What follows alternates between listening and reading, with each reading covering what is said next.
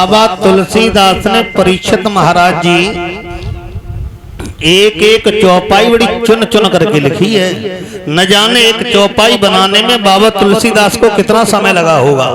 बड़े भाग्य मानव तन पावा, बड़े भाग्य हैं माता बहनाओ जिससे हमें और आपको मानव चोला मिल गया। देखो गरीबी अमीरी से मतलब नहीं होता परीक्षित महाराज। हमने और आपने बड़े सुंदर कार्य किए हैं, बड़े अच्छे कर्म किए हैं, माता पिता की सेवा करी है, तो जिससे हमें और आपको मानव चोला मिला है। और तामे बटेश्वर वासी आपने तो कुछ ज्यादा ही किए, तो बड़े पवित्र स्थान में जहाँ पर न जाने देश की तो बातें छोड़ो, विदेश से भी लोग आपके लोगों के दर्शन करने के, तो सेवा तो आपकी ज्यादा है ना। बड़े भाग मानव तन पावा।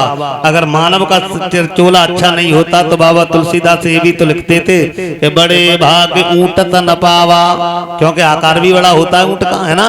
बड़े भाग्य हाथी तन पावा, लेकिन नहीं लिखा बड़े भाग्य मानव तन पावा।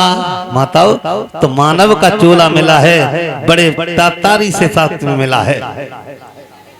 पंचम लिखा एक कवि ने कि पूरब की कमाई और पश्चिम में गमाई है, और आगरे के खेत तुमने ने कहुना लगाई है, और दिल्ली के दलालन ने लूट लूट खाई है। क्या मतलब?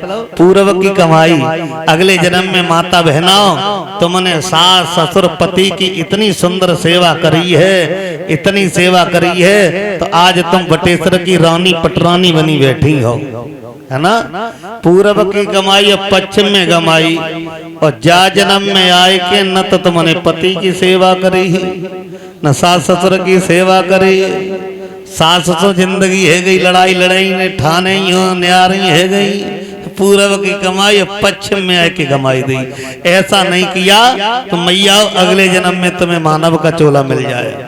आगरे के खेत तुमने बिल्कुल ना लगाई। आगरा क्या है? अगले वाला जन्म, अगले जन्म के लिए ऐसा नहीं किया तो हमें और आपको दोबारा मानव चोला मिल जाए।